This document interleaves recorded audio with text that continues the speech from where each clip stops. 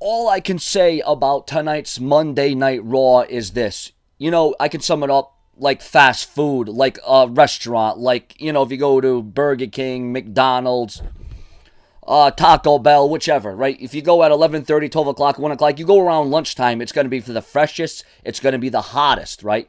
And it's going to taste the best, right? It's going to be great. It's going to be right off the grill or wherever the heck they're baking on or cooking on, right? Right off the broiler, right? But then if you go around 11 p.m. or 12 a.m. in the middle of the morning to any of these fast food chains, it's going to be a little cold. It's going to be a little bitter. It's going to be a little overcooked or undercooked. Something's not going to feel right. The beginning of Monday Night Raw started off like a thriller killer. If we could have just had that segment with Brock Lesnar, Roman Reigns, the F5s, the Superman punches, the Owens, the Jerichos, the finishers. And, we got, props to the WWE for showing their respects to Superfly Jimmy Snuka. Rumors, we already heard the rumors of Mickie James coming back to SmackDown. We heard the rumors of Beth Phoenix going into the Hall of Fame. We know that Kurt Angle will also be joining the ranks of the WWE Hall of Fame class. But tonight's Monday Night Raw started off really red hot. It would have tasted real good. But you know what? Raw, as it went on, once again, it wasn't really all that great. I mean, it was an improvement over Raw last week, but really, is that saying much? I mean, seeing Brock Lesnar come out and F5 Roman Reigns, and then Roman Reigns hits a Superman punch, and then you've seen some, competition, the cruiserweights, and the cruiserweights don't really get that much time. They don't get that ample time that JBL talked about. Well, the cruiserweights take up 4 segments right there. Yeah, they can really get over with 2-minute matches here, a minute there, a minute here. It was just, and then we saw Enzo return to the ring tonight. Enzo was back in action, but Monday Night Raw started off good. Once again, it looked like they had promise. It looked like it had a potential. And like I said, it's like going to that fast food restaurant. You get that fresh hot burger. You get those nice fries. You get that shake. Nice and great and awesome, right?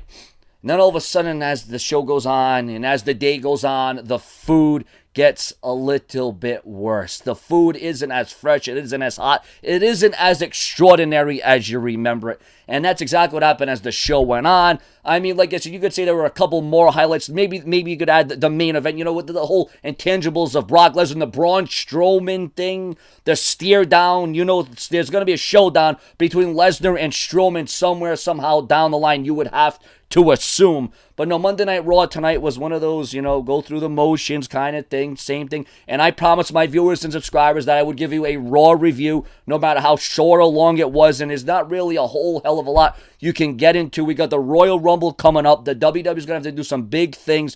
I'm glad we saw Lesnar. And Lesnar was used, at least it wasn't just Lesnar bouncing around the ring with Paul Heyman talking. At least there was physicality. At least, like I said, I could have been pleased with Monday Night Raw, just the first 10 or 12 minutes of it, and then end the show right there. That I would have been pleased with Monday Night Raw, and if it would have ended right then and there, I would have said, okay, that's fine, and that's good. But no, the WWE had to drag things on, these commercial breaks, and like I said, the highlights for me was the beginning of the show that they showed and showed their support and tribute and respects to Superfly Jimmy Snuka. Of course, it's a day of remembrance, of course, for Martin Luther King Day. We saw, Neville, the New Day, the Bootios, the New Day. It's the same shit with these guys. I just, Cedric Alexander versus the Brian Kendrick was okay, but match could have, it was just not enough time. You get Nia Jax, Sasha Banks was attacked before Raw went on the air tonight. It was just, they're building towards something there, but it's just a lot of the same old stuff, and I don't know, And then we thought we had new tag team champions. I kind of like that little swerve that we got with Sheamus and Cesaro. That was nice. That was a little nice mix-up and mash-up, but you knew something was going to happen there. But Luke Gallows and Carl Anderson do get the win by disqualification, controversial circumstances. So at least they're building something up in the tag team division. That's another thing I noticed. So at least there's some substance there, which is good. And once again, viewers and subscribers, if you want these Raw and SmackDown reviews each and every week, just like, comment, subscribe, share my videos on Facebook and Twitter, and of course, click that bell next to the subscribe button and turn on all my notifications. And of course, ladies and gentlemen, the main event, tonight with Jericho, Braun Strowman, Kevin Owens versus Roman Reigns, Seth Rollins, and Sami Zayn. it was a 6-man tag, Roman Reigns, Seth Rollins, and Sami Zayn. Now this, I do gotta say, at least they switched up the main event. At least it was different. At least it provided something out of the norm, because, usually every week it's, Roman Reigns versus Jericho, Jericho versus Owens. We always get, but this week they mixed it up a little bit by throwing Sami Zayn in there and Braun Strowman. So I liked how the WWE switched up the main event to a degree. So it wasn't the same vanilla, but Monday Night Raw still kind of felt, like I said, as the show went on, you could see where, it just fell off the radar. I mean, I don't know how Raw starts off so hot. You can see potential. You can see highlights of brilliance. And then all of a sudden, it just falls through. And that's why the show needs to come back to 2 hours. That is why. And, at least we got of course, how could I forget the 2017 WWE Hall of Famer Kurt Angle. Cole congratulating Kurt Angle on coming home. And he plugged the tickets going on sale this week. So at least we got, the video packages for Superfly, Jimmy Snuka, Kurt Angle, and then the beginning of Raw with Brock Lesnar. All that was more entertaining, engaging than, a lot of the other things that we got tonight. So WWE did a few things right, but then, of course, it could have been better. An improvement. Out of 10 stars, I'll give Raw tonight. And I might get a little flack for this because I give the review not that great, but I'll give Raw